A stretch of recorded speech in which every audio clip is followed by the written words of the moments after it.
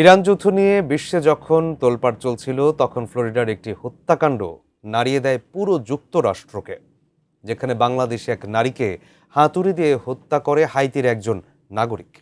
এবার সেই হত্যাকাণ্ড নিয়ে চাঞ্চল্যকর তথ্য দিয়েছেন মার্কিন প্রেসিডেন্ট ডোনাল্ড ট্রাম্প নিজেই। বিস্তারিত জানাচ্ছেন রিসাম সাহাব।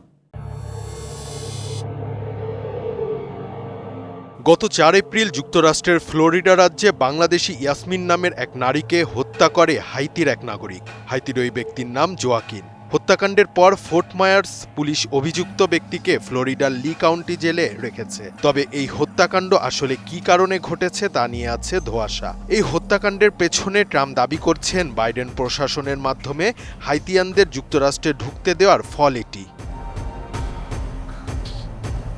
একটি ভিডিও চিত্রে দেখা যায় জোয়াকিন হাতে হাতুড়ি নিয়ে একটি গ্যাস স্টেশনে গেছেন। সেখানে তিনি গাড়ি ভাঙচুর করছিলেন। তখন পাশের স্টোর থেকে বের হয়ে আসেন ইয়াসমিন। সেখানে তিনি ক্লার্ক হিসাবে কাজ করতেন। ইয়াসমিন বের হয়ে আসার পর জোয়াকিন তার মাথায় প্রথমে একটি আঘাত করেন। এতে ইয়াসমিন পড়ে যান। এরপর তার মাথায় আরও ৬ বার আঘাত করেন জোয়াকিন। এতে ঘটনাস্থলেই ইয়াসমিনের মৃত্যু হয়।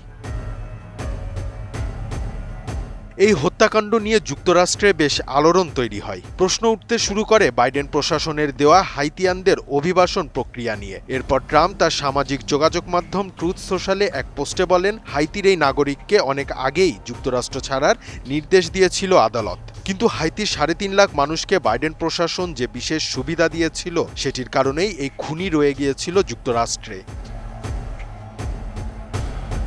জোয়াকিন ২০২২ সালের আগস্টে যুক্তরাষ্ট্রে প্রবেশ করেন, কিন্তু অবৈধ হওয়ায় ওই বছরই এক বিচারক তাকে নিজ দেশে ফেরত পাঠানোর নির্দেশ দেন। তবে বাইডেন সরকার তাকে অস্থায়ী ভিসা দেয়, যেটির মেয়াদ ২০২৪ সালে শেষ হয়ে যায়। আর কয়েকদিনের মধ্যেই তাকে নিজ দেশে ফেরত পাঠানো হতো, কিন্তু এর আগেই এই নির্মম হত্যাকাণ্ড ঘটিয়েছেন তিনি। সাবেক প্রেসিডেন্ট জো বাইডেন হাইতির নাগরিকদের বিশেষ নিরাপত্তা ব্যবস্থার সুযোগ দিয়েছিলেন। এর আওতায় হাইতিয়ানরা অস্থায়ী ভিসা পেত। ট্রাম্প প্রশাসন হাইতির ৩.৫ লাখ মানুষের এই বিশেষ সুবিধা বাতিল করে। এরপর থেকে তাদের নিজ দেশে ফেরত পাঠাতে দীর্ঘদিন চেষ্টা করে যাচ্ছে ট্রাম্প প্রশাসন, কিন্তু চলতি বছরের শুরুতে এক কেন্দ্রীয় বিচারক এটি বন্ধ করার নির্দেশ দেন।